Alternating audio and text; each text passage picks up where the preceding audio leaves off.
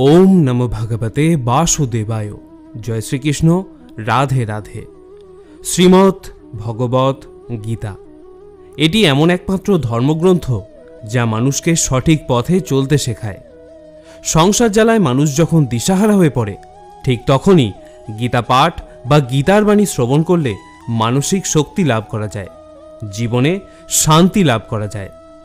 ভগবত গীতা হল 18টি অধ্যায় এবং 700টি শ্লোকের একটি বিরাট সম্ভার, যা শুদ্ধ সংস্কৃত ও বাংলা ভাষায় লেখা, যা সবার পক্ষে পড়া ও বোঝা একটু কঠিন হয়ে পড়ে।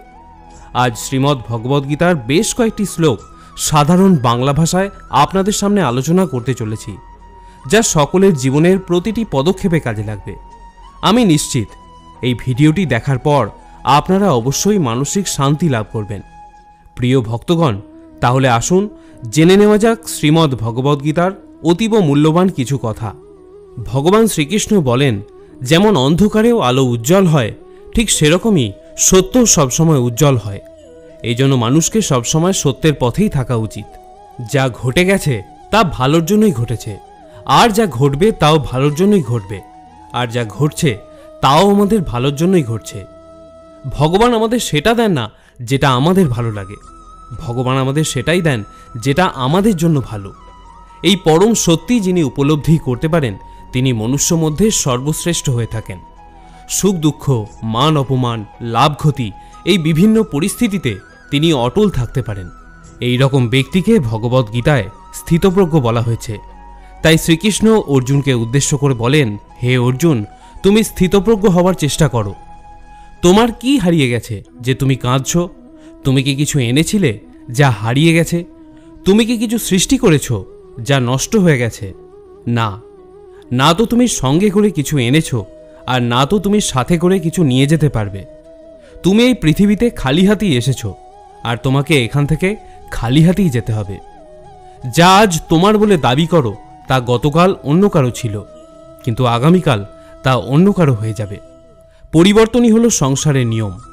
তুমি যেটা নিজের মনে করে মগ্ন হয়ে আছো, এই প্রসন্নতাই তোমার দুঃখের প্রধান কারণ হয়ে দাঁড়াবে। মনে রেখো, কোনো জাগতিক বস্তুই তোমার নিজের নয়।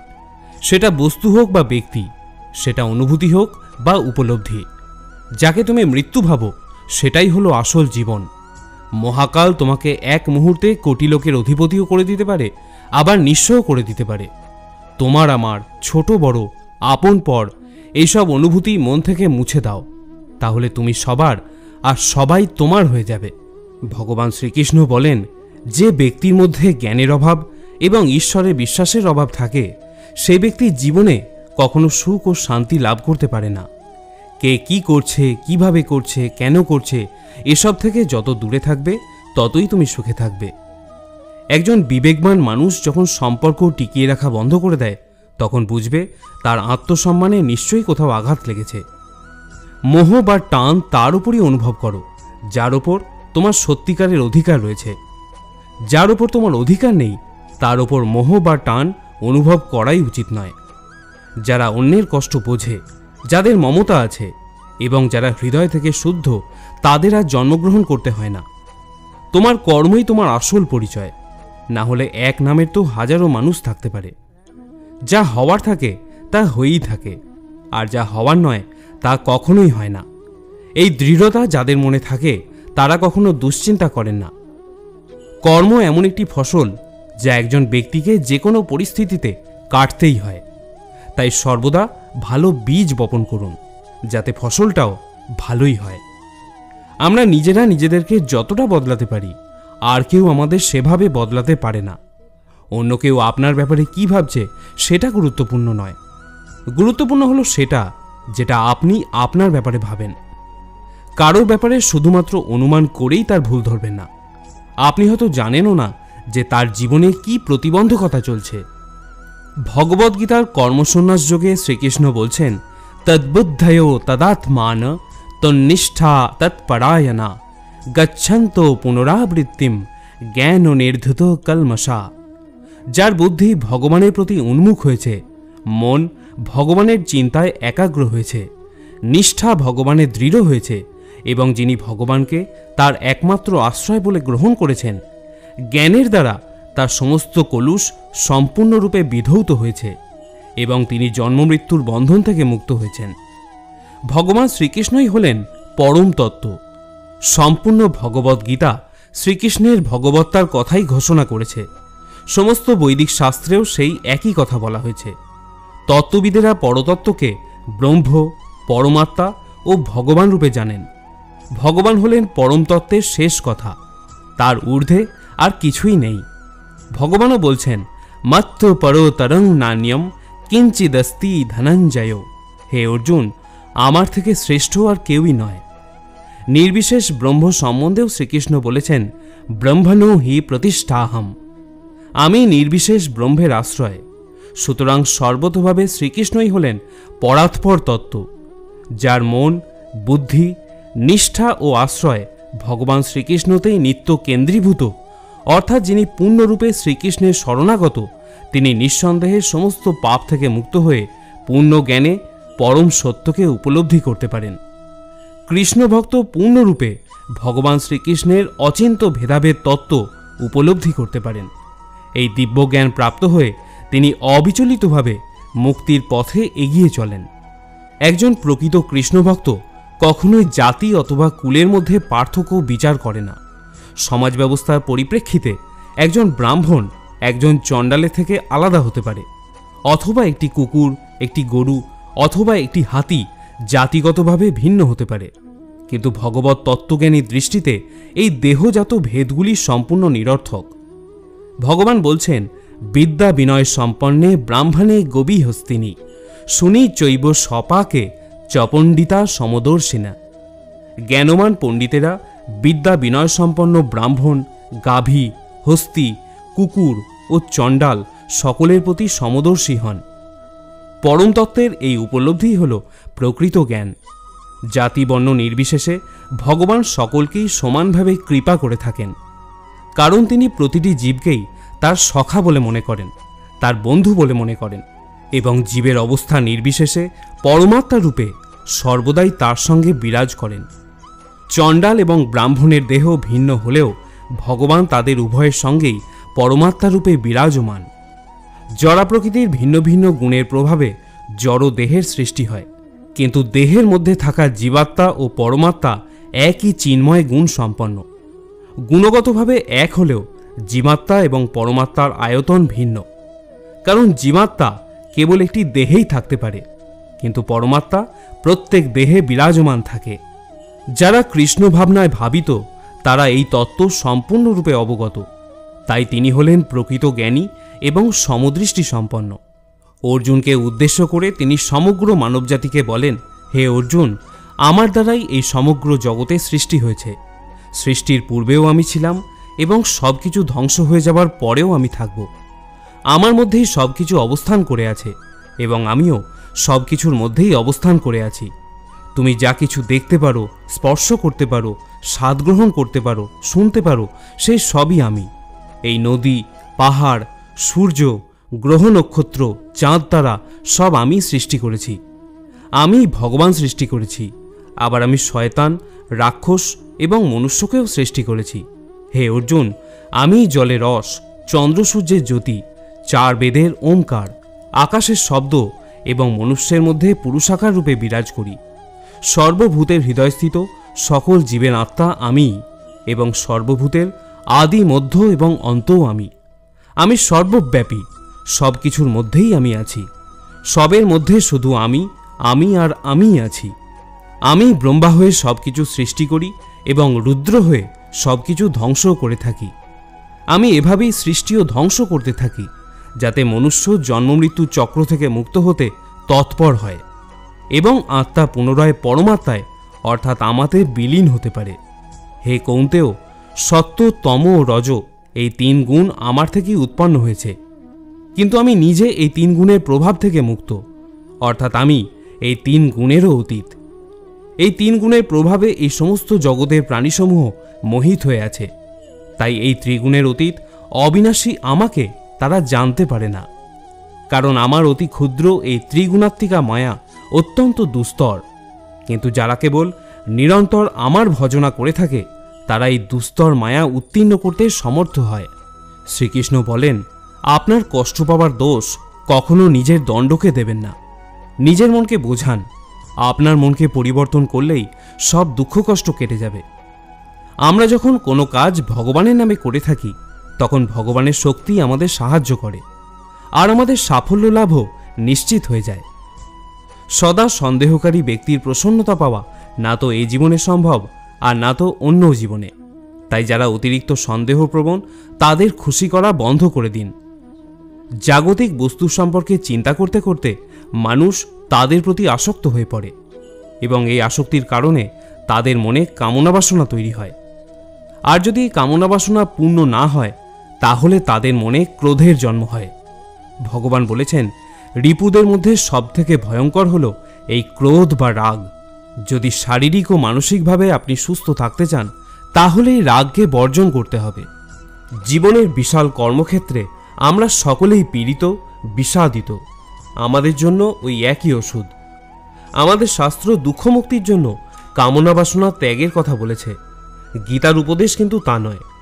চিত্তের বহুমুখী বৃত্তি দুঃখ দেবে, উৎপাটন করাও যাবে না। সব কামনার মূলে একটি কামনা আছে, ভিত্তিভূমি আছে। সেই লক্ষ্য জেনে দৃষ্টি সেদিকে স্থির রেখে চলতে হবে। জীবনে অনেক প্রয়োজন অপরিহার্য হয়ে দেখা দেয়, তাতে যেন আমরা লক্ষ্য থেকে বিচলিত না হই। জীবনে একটি লক্ষ্য স্থির হওয়া একান্ত প্রয়োজন। সেটা হলেই দুঃখ লাঘব হয়ে যাবে। গীতা কৃপা করে প্রকাশ করেছেন সেই লক্ষ্য কি।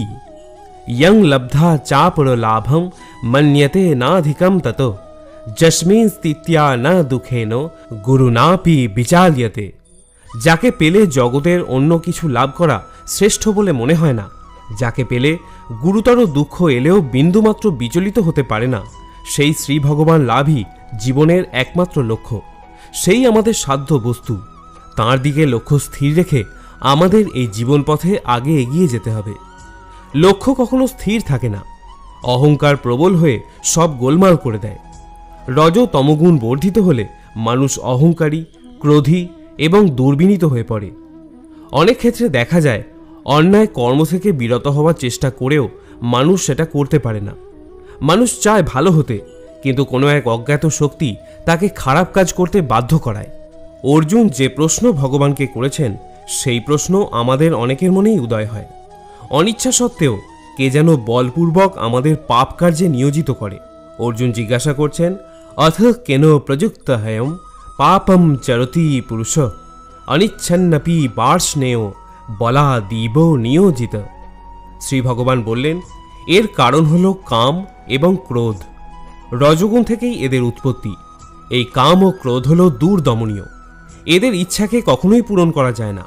এরা হলো সংসারে ঘোর শত্রু স্বরূপ। এর মূলে আছে অহংকার। অহংকার ও বিমূঢ়াত্মা কর্তামিতি মন্যতে। এই দেহকে কেন্দ্র করে যে অহংকার, সেই দেহের ওপর কি অধিকার আছে আমাদের? ঈশ্বরের অনুমতি ছাড়া গাছের একটি পাতাও নড়ে না। অহংকার আমাদের সাজে না।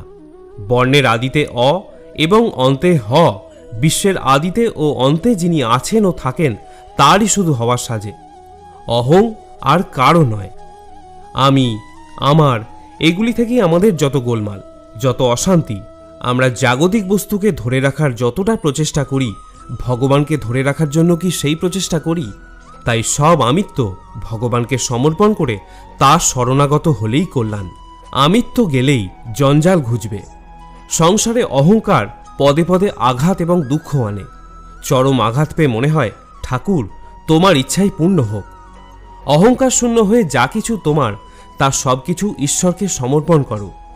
यत् करोषि यत् अस्नासि जजुहसि ददासि यत् तपस्यासि कौन्तेय तत् कुरुष्व मदर्पणाम।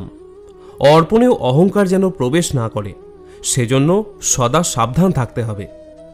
20 লক্ষ স্বর্ণমুদ্রা ব্যয় করে সুরম্য মন্দির প্রতিষ্ঠা করেছেন রাজা। সেই মন্দির ত্যাগ করে সাধুশ্রেষ্ঠ নরোত্তম ঠাকুর ভক্তগণের সঙ্গে মন্দির ছেড়ে রাস্তার ধারে নাম সংকীর্তন করেছেন। রাজা জিজ্ঞাসা করলেন, মন্দির ছেড়ে রাস্তায় কেন কীর্তন করছেন? নরোত্তম বললেন, সে মন্দিরে দেব নাই। তখন রাজা রেগে গিয়ে বললেন, দেব নাই? হে সন্ন্যাসী, নাস্তিকের মতো কথা বলো। রত্ন সিংহাসনের পরে দীপিতেছে রতন বিগ্রহ, শূন্য তাহা। সাধু বলল, শূন্য নয়, রাজদম্ভে পূর্ণ। আপনারে স্থাপিয়াছ, জগতের দেবতারে নহে। রাজা মন্দিরে রত্নবিগ্রহ স্থাপন করে পুণ্য সঞ্চয়ের চেষ্টা করলেও সেখানে অহংকার প্রবেশ করায় সেই পুণ্য কর্ম মন্দ হয়ে গেল। এখানে রাজা দেবতাকে নয়, ভুলে নিজের অহংকারকেই স্থাপন করেছে। তাহলে দেখলেন তো, সৎ কাজও মন্দ হয়ে যায় যদি সেখানে অহংকার ঢুকে যায়।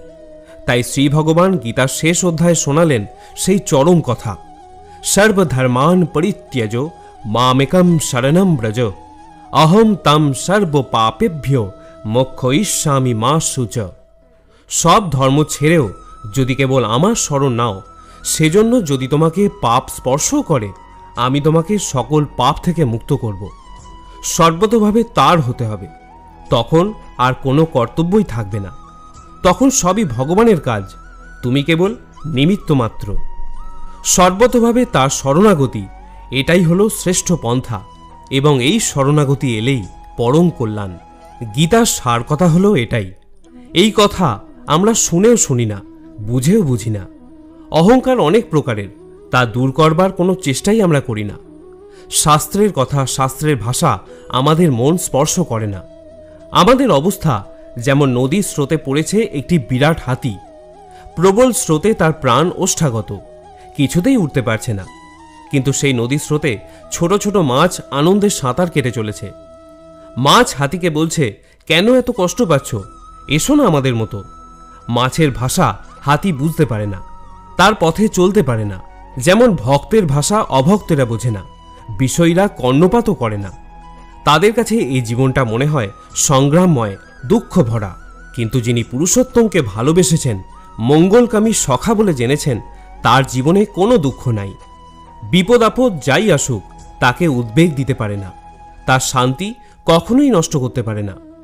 এই দুঃখ ভরা সংসারেই ঋষিরা অনুভব করেছেন আনন্দ ভরা মধুময়তা। মধু বাতা ঋতয়াতে মধু সরন্তি সিন্ধব, অফুরন্ত মধু, অনাবিল আনন্দ। কারণ মধু ব্রহ্মের সঙ্গে, আনন্দময় ভগবানের সঙ্গে তারা ছিলেন নিত্যযুক্ত। শ্রী ভগবানকে আপনজন, প্রিয় ও সর্বভূতের বন্ধু বলে যিনি জানেন, তিনিই শান্তি লাভ করেন। ভগবদ্ গীতায় এটাই হলো ভগবানের বাণী, সুহৃদম সর্বভূতানাম জ্ঞাত্তা মাম শান্তি মৃচ্ছতি। অর্থাৎ সর্বভূতের বন্ধু বলে যে আমাকে জানবে, সেই শান্তি লাভ করবে। হে পার্থ, যাদের আমার প্রতি বিশ্বাস নেই, আমার প্রতি ভক্তি নেই, তারা আমাকে লাভ করতে না পেরে এই জন্মমৃত্যুর চক্রে আবদ্ধ হয়ে ঘুরতে থাকে, এই ভৌতিক জগতে বারংবার আসতেই থাকে। হে অর্জুন, যারা আমার পরম ভক্ত, যারা সর্বদাই আমাকে স্মরণ করে, একক চিত্তে আমার উপাসনা করে, তাদের প্রত্যেকের কল্যাণের দায়িত্ব আমি স্বয়ং নিয়ে থাকি। যতটা সম্ভব চুপ করে থাকাই শ্রেয়, কারণ অতিরিক্ত কথা মানুষকে বেশি করে অপরাধ করতে বাধ্য করায়। হাজারটা ভালো কাজ করার পরেও যদি তুমি একটা খারাপ কাজ করো, তাহলে লোকে শুধু তোমার খারাপ কাজটাই মনে রাখবে। তাই লোক কি ভাবছে তাতে কর্ণপাত করো না, নিজের আদর্শকে সম্মান করো আর কর্ম করতে থাকো। তুমি আজ যে কর্ম করছো, তার ফল তুমি আগামী দিনে অবশ্যই পাবে। আর আজ তোমার কাছে যা কিছুই থাকুক, সেটা তোমার অতীতের কৃতকর্মের ফল। ভগবান বলেন, তোমার অতীতকে পরিবর্তন করার ক্ষমতা তো আমার নেই, কিন্তু তুমি যদি চাও, তাহলে তোমার বর্তমান কর্মের দ্বারা আমি তোমার ভবিষ্যৎ অবশ্যই পরিবর্তন করতে পারি। হে পার্থ, আমি কারো ভাগ্য তৈরি করি না, সবাই তাদের ভাগ্য নিজেরাই তৈরি করে। ভালো কর্ম সেটা নয় যার ফলাফল সর্বদা ভালো হয়। ভালো কর্ম হলো সেটা যার উদ্দেশ্য কখনো খারাপ হয় না, আর ভালো উদ্দেশ্য নিয়ে করা কাজ কখনো বৃথাও যায় না। কোনো একটি কাজ করার আগে আমাদের চিন্তা করা উচিত, কিন্তু এতটাও চিন্তা করা উচিত নয় যাতে কাজটাই খারাপ হয়ে যায়, কারণ প্রয়োজনের থেকে বেশি চিন্তা দুশ্চিন্তায় পরিণত হয়। আমরা যখন কোনো কাজ ভগবানের নামে করে থাকি, তখন ভগবানের শক্তি আমাদের সাহায্য করে। আপনার পরিস্থিতি পরমাত্মাকে সঁপে দিন, কারণ যতটা পরিশ্রম আপনি সারা জীবনে করে উঠতে পারবেন, পরমাত্মা চাইলে তা এক মুহূর্তে করে দিতে পারেন। যে মানুষকে ভগবান পছন্দ করেন, যাকে তিনি নিজের একজন বিশেষ বলে মনে করেন, তাকে তিনি বারবার ব্যর্থ করেন, তার জীবনে বারবার অনেক বাধা দিয়ে থাকেন। যদি আপনি বারবার হেরে যান, যদি আপনি বারবার ব্যর্থ হন, তাহলে এটা একটা সংকেত যে ভগবান আপনাকে আরও আগে এগিয়ে নিয়ে যেতে চান। কারোর সাথে ছলনা করলে বা ঠকালে আপনার কপালেও একদিন তাই জুটবে। আজ নয়তো কাল, কিন্তু পরিস্থিতি আপনাকে তার পরিণাম নিশ্চয়ই দেবে। যদি সত্যের রাস্তায় জীবন কাটান তাহলে প্রতি মুহূর্তে শান্তি পাবেন, আর যদি ছলনা বা মিথ্যার পথ বেছে নেন তাহলে প্রতি মুহূর্তে শাস্তি পাবেন। পরমেশ্বর বলেন, হয় তুমি সময়ের সাথে বদলে যাও, নয়তো সময়কেই বদলাতে শেখো, কিন্তু নিজের ভাগ্যকে কখনো দোষারোপ করো না। ভগবদ্গীতায় পরমেশ্বর বারবার বলেছেন যে সমস্ত কর্ম আমাকে অর্পণ করো। গীতার 2য় অধ্যায়ে ভগবান বলছেন, ময়ি সর্বাণি কর্মাণি সঙ্গন্যস্য অধ্যাত্ম চেতসা নিরাশির নির্মমো ভূত্বা যুদ্ধস্য বিগত জড়ো। এই শ্লোকে স্পষ্টভাবে ভগবদ্গীতার উদ্দেশ্য বর্ণনা করা হয়েছে। এখানে ভগবান আদেশ করছেন যে সম্পূর্ণভাবে ভগবৎ চেতনায় উদ্বুদ্ধ হয়ে কর্তব্য কর্ম করে যেতে হবে। সৈনিকেরা যেমন গভীর নিষ্ঠা ও শৃঙ্খলার সঙ্গে তাদের কর্তব্য কর্ম করে, মানুষের কর্তব্য হল ঠিক তেমনভাবেই ভগবানের সেবা করা। ভগবানের আদেশকে কখনো কখনো অত্যন্ত কঠোর বলে মনে হতে পারে, কিন্তু তার আদেশ পালন করাই হচ্ছে মানুষের ধর্ম। তাই শ্রীকৃষ্ণের উপর নির্ভরশীল হয়ে তা আমাদের পালন করতেই হবে, কেননা সেটি হল জীবের মূল স্বরূপ। তাই শ্রীকৃষ্ণ কখনো অর্জুনকে সখার মতো, আবার কখনো গুরুর মতো নির্দেশ দিয়েছেন যুদ্ধ করার। অর্জুনের পক্ষে সেই নির্দেশ যাচাই করার কোনো পথ ছিল না, তাকে সেই নির্দেশ মানতেই হয়েছিল।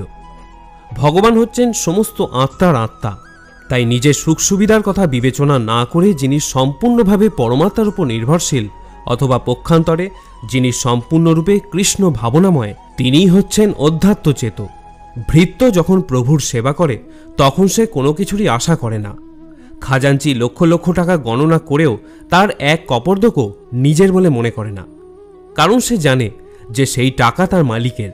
ঠিক তেমনি এই জগতের সবকিছুই ভগবানের, তাই তার সেবাতে সবকিছু অর্পণ করাই হলো আমাদের কর্তব্য। আমরা যদি তা করি তাহলে আমরা ভগবানের যথার্থ ভৃত্য হতে পারি, তাহলেই আমাদের জন্ম সার্থক হয় এবং আমরা পরম শান্তি লাভ করতে পারি। কেউ যখন এই প্রকার কৃষ্ণ ভাবনাময় হয়ে কর্ম করে তখন নিঃসন্দেহে সে কোনো কিছুর ওপরই মালিকানা দাবি করে না। এই মনোবৃত্তিকে বলা হয় নির্মম, অর্থাৎ কোনো কিছুই আমার নয়। ভগবানের এই কঠোর নির্দেশ পালন করতে যদি আমরা অনিচ্ছা প্রকাশ করি, যদি আমরা আমাদের তথাকথিত আত্মীয় স্বজনের মায়ায় আবদ্ধ হয়ে ভগবানের নির্দেশকে অবজ্ঞা করি, তবে তা আমাদের অজ্ঞানতাকেই নির্দেশ করে। যাদের মনে কৃষ্ণ ভাবনার উদয় হয়েছে তাদের আর জড়জাগতিক ইন্দ্রিয় উপভোগের বাসনা থাকে না, কিন্তু যাদের চেতনা শুদ্ধ হয়নি তাদের কর্তব্য হল শাস্ত্রের নির্দেশ অনুসারে জীবন যাপন করা। একমাত্র সেটা করলেই পরমার্থ সাধনের পথে অগ্রসর হওয়া যায়। পরমেশ্বর বলছেন, ইন্দ্রিয়স্য ইন্দ্রিয়স্যার্থে রাগ ও দেশৌ ব্যবস্থিতৌ তয়োর্ন বশমাগচ্ছেদ তৌ হস্য পরিপন্থী নৌ। উচ্ছৃঙ্খল জীবনযাপন করে বিষয়ভোগ করার ফলে মানুষ জড় বন্ধনে আবদ্ধ হয়ে পড়ে, কিন্তু শাস্ত্রের নির্দেশ মেনে জীবনযাপন করলে আর ইন্দ্রিয়গ্রাহ্য বিষয়ের দ্বারা আবদ্ধ হতে হয় না। যেমন যোনি সম্ভোগ করার বাসনা প্রতিটি বদ্ধ জীবাত্মার মধ্যেই থাকে, তাই শাস্ত্রে নির্দেশ দেওয়া হয়েছে বিবাহ করে দাম্পত্য জীবনযাপন করতে। বিবাহিত স্ত্রী ব্যতীত অন্য কোনো স্ত্রীলোকের সঙ্গে অবৈধ সঙ্গ করতে শাস্ত্রে বারণ করা হয়েছে এবং অন্য সমস্ত স্ত্রীলোককে মাতৃজ্ঞানে শ্রদ্ধা করতে বলা হয়েছে। কিন্তু শাস্ত্রে এই সমস্ত নির্দেশ থাকা সত্ত্বেও মানুষ তা অনুসরণ করতে চায় না, ফলে সেই জড়বন্ধনে নাগপাশ থেকে মুক্ত হতেও পারে না। এই ধরনের বিকৃত বাসনাগুলি দমন করতে হবে, তা না হলে সেগুলি আত্ম উপলব্ধির পথে দূরতিক্রম প্রতিবন্ধক হয়ে দাঁড়াবে। জড় দেহটি যতক্ষণ আছে ততক্ষণ তার প্রয়োজনগুলিও মেটাতে হবে, কিন্তু তা করতে হবে শাস্ত্রের বিধিনিষেধ অনুসরণ করার মাধ্যমে। আর তা সত্ত্বেও আমাদের সতর্ক থাকতে হবে যাতে কোনো রকম দুর্ঘটনা না ঘটে। রাজপথে যেমন দুর্ঘটনা ঘটার সম্ভাবনা থাকে, তেমনি শাস্ত্রের বিধিনিষেধের দ্বারা নিয়ন্ত্রিত হওয়া সত্ত্বেও পথভ্রষ্ট হওয়ার সম্ভাবনা থাকে। বহুকাল ধরে এই জড়া প্রকৃতির সংসর্গের ফলে আমাদের ইন্দ্রিয় সুখ ভোগ করার ইচ্ছা অত্যন্ত প্রবল, তাই নিয়ন্ত্রিত ইন্দ্রিয় সুখ ভোগ করলেও প্রতি পদক্ষেপে অধঃপতিত হওয়ার সম্ভাবনা থেকে যায়। তাই নিয়ন্ত্রিত ইন্দ্রিয় উপভোগের আসক্তিও সর্বতভাবে বর্জনীয়। ভগবান শ্রীকৃষ্ণকে ভালোবেসে তার সেবায় ব্রতী হতে পারলে অচিরেই আমরা জড় সুখভোগ করার বাসনা থেকে মুক্তি হতে পারি। তাই কোনো অবস্থাতেই ভগবানের সেবা থেকে বিরত হওয়া উচিত নয়। ইন্দ্রিয় সুখ বর্জন করার উদ্দেশ্য হল কৃষ্ণ ভাবনামৃত লাভ করা, তাই কোনো অবস্থাতেই তা পরিত্যাগ করা উচিত নয়। আচ্ছা, আপনি কি বলতে পারবেন যে ভগবানকে কারা সহজে লাভ করতে পারেন? কোন বস্তু অর্পণ করলে ভগবান সবথেকে বেশি খুশি হন? কোন দ্রব্য দিয়ে পুজো করলে তিনি অত্যন্ত সন্তুষ্ট হন? ধনী না দরিদ্র, কারা বেশি ভগবানকে লাভ করার দাবি রাখতে পারে? ভগবদ্গীতার রাজগুহ্যযোগে শ্রী ভগবান বলছেন, পত্রম পুষ্পম ফলম তোয়ম ইয়ো মে ভক্তিয়া প্রযচ্ছতি তদাহম ভক্তুপহৃতম অশ্নামি প্রজতাত্মনা।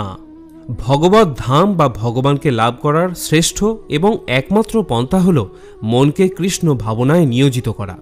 এই প্রকার বিস্ময়কর ফল লাভ করার পদ্ধতি অত্যন্ত সহজ। এমনকি অত্যন্ত দরিদ্রতম ব্যক্তিও কোনো রকম যোগ্যতা ছাড়াই এর অনুশীলন করতে পারে। এটি লাভ করার পক্ষে একমাত্র যোগ্যতা হল ভগবানের শুদ্ধ ভক্ত হওয়া। কার কি পদমর্যাদা অথবা তার স্থিতি কি, তাতে কিছুই যায় আসে না। শ্রীকৃষ্ণ তার পূর্ণ ভক্তের কাছ থেকে একটি পত্র অথবা একটি পুষ্প গ্রহণ করেন, কিন্তু একজন অভক্তের কাছ থেকে কোনো রকমের নৈবেদ্য গ্রহণ করেন না। যদিও তার কারো কাছ থেকে কোনো কিছুরই প্রয়োজন নেই, কারণ তিনি হলেন স্বয়ং সম্পূর্ণ। এই সমস্ত সৃষ্টি চরাচর সবই তার, কিন্তু তবুও প্রীতি ও ভালোবাসার বিনিময়ে তিনি তার ভক্তের নৈবেদ্য গ্রহণ করে থাকেন। কৃষ্ণের সান্নিধ্য লাভ করার উপায় যে একমাত্র ভক্তি, সেই কথাটিকে জোর দিয়ে ঘোষণা করবার জন্যই ভক্তি শব্দটি এই শ্লোকে দুবার উল্লেখ করা হয়েছে। অন্য কোনো উপায়ে, যেমন কেউ যদি ব্রাহ্মণ হয়, শিক্ষিত পণ্ডিত হয়, ধন বিত্তশালী হয় অথবা বড় দার্শনিক হয়, তবুও তারা কৃষ্ণকে কোনো কিছু নৈবেদ্য গ্রহণ করাতে অনুপ্রাণিত করতে পারে না। ভক্তির মৌলিক বিধান ব্যতীত কারোর কাছ থেকে কোনো কিছুই তিনি গ্রহণ করেন না। এই ধরাধামে যদি কেউ মনুষ্য জন্ম প্রাপ্ত হয়, তাহলে তাকে কর্ম করতেই হয়। ভেবে দেখুন, স্বয়ং শ্রীকৃষ্ণ সচ্চিদানন্দ স্বরূপ ভগবান হলেও কর্মের নিয়তি চক্র থেকে তিনিও রেহাই পাননি। তার কৃতকর্মের জন্যই যদুকুল ধ্বংস হয়ে গিয়েছিল, কিন্তু তার সেই নিয়তিকে তিনি মাথা পেতে নিয়েছিলেন। তিনি অর্জুনকে বলছেন, হে পার্থ, এই ত্রিজগতে আমার কিছুই কর্তব্য নেই, তবুও আমি কর্ম করে যাচ্ছি। না মে পার্থাস্তি কর্তব্যম ত্রিষু লোকেষু কিঞ্চনা না ন ব্যাপ্ত্যম ব্যাপ্তব্যম বর্ত এব চ কর্মণি। ভগবান যখন এই পৃথিবীতে অবতরণ করেন, তখন তিনি জীবের সর্বাঙ্গীন মঙ্গল সাধনের জন্য এই সমস্ত শাস্ত্রীয় বিধিনিষেধের তাৎপর্য ও তাদের একান্ত প্রয়োজনীয়তার কথা মানুষকে বুঝিয়ে দেন। ভগবান হলেন সমস্ত জগতের পিতা, তাই জীব যদি বিপদগামী হয়ে পথভ্রষ্ট হয়, পক্ষান্তরে ভগবানই তার জন্য দায়ী হন। তাই মানুষ যখন শাস্ত্রের অনুশাসন না মেনে যথেচ্ছাচার করতে শুরু করে, তখন ভগবান নিজে অবতরণ করে পুনরায় সমাজের শান্তি শৃঙ্খলা প্রতিষ্ঠা করেন। তেমনি আমাদের মনে রাখতে হবে, ভগবানের পদাঙ্ক অনুসরণ করাই আমাদের কর্তব্য, ভগবানকে অনুকরণ করা নয়। অনুসরণ করা আর অনুকরণ করা এক পর্যায়ভুক্ত নয়। ভগবান তার শৈশবে গোবর্ধন পর্বত তুলে ধরেছিলেন, কিন্তু তাকে অনুকরণ করে আমরা কি গোবর্ধন পর্বত তুলতে পারব? কোনো মানুষের পক্ষেই তা করা সম্ভব নয়। ভগবানের সমস্ত লীলাই অসাধারণ। তার লীলা অনুকরণ করে ভগবান হবার চেষ্টা করা মূর্খতারই নামান্তর। তাই আমাদের কর্তব্য হল তাকে অনুসরণ করে আমাদের জীবনের প্রকৃত উদ্দেশ্য খুঁজে পাওয়া। কোনো অবস্থাতেই তার অস্বাভাবিক লীলার অনুকরণ করা আমাদের কর্তব্য হতে পারে না। সমুদ্র মন্থনের সময় বিশ্ব চরাচরকে রক্ষা করার জন্য মহাদেব বিষ পান করেছিলেন, কিন্তু কোনো সাধারণ মানুষ যদি ভগবানকে অনুকরণ করে সেই বিষ পান করেন, ভেবে দেখুন তার পরিণতি কি হতে পারে। সমাজে কিছু মূর্খ লোককে আপনি দেখবেন, যারা নিজেদের মহাদেবের ভক্ত বলে প্রচার করে এবং মহাদেবের বিষ খাবার অনুকরণ করে গাঁজা প্রভৃতি মাদকদ্রব্য সেবন করে। তারা জানে না এর মাধ্যমে তারা মৃত্যুকেই ডেকে আনছে। তেমনি কিছু ভণ্ড কৃষ্ণভক্তও দেখা যায়, যারা নিজেদের ইন্দ্রিয় তৃপ্তি করবার জন্য ভগবানের অতি অন্তরঙ্গ লীলা রাসলীলার অনুকরণ করে। তারা ভেবেও দেখে না ভগবানের মতো গোবর্ধন পর্বত তোলবার ক্ষমতা তাদের নেই। তাই শক্তিমানকে অনুকরণ না করে তাদের অনুসরণ করাই হলো আমাদের কর্তব্য। আমাদের শিক্ষা দেবার জন্য ভগবান যে সমস্ত উপদেশ দিয়ে গেছেন, তা পালন করলেই আমাদের পরমার্থ সাধিত হবে। কিন্তু তা না করে যদি আমরা নিজেরাই ভগবান সাজতে যাই, তাহলে আমাদের অধঃপতন অনিবার্য হয়ে যায়। আজকের জগতে বহু অবতারের দেখা পাওয়া যায়। লোক ঠকাবার জন্য অনেক ভণ্ড নিজেদেরকে ভগবানের অবতার বলে প্রচার করে, কিন্তু সর্বশক্তিমান ভগবানের শক্তিমত্তার এক কণাও তাদের মধ্যে দেখা যায় কি? স্বয়ং বিচার করে দেখুন। শ্রোতা বন্ধুরা, আমি আশা করব ভগবত ভক্তির এই কথাগুলি আপনার ভালো লেগে থাকবে। সনাতন ধর্মকে আরও বেশি বেশি করে প্রচারের নিমিত্ত গীতার এই সার কথা আপনার আপনজনদের সাথেও শেয়ার করুন, যাতে তারাও পরমাত্মার স্নেহ ছায়ায় অপার শান্তি লাভ করতে পারে এবং তার সাথে আপনারও মঙ্গল হয়। আপনাকে অনুরোধ করব ভিডিওটিতে অবশ্যই একটি লাইক করবেন এবং কমেন্টে জয় শ্রীকৃষ্ণ লিখতে ভুলবেন না। আজ এখানেই আলোচনা শেষ করছি। আবার দেখা হবে পরে আরেকটি ভিডিওতে। ততক্ষণের জন্য ভালো থাকুন, সুস্থ থাকুন। জয় শ্রীকৃষ্ণ।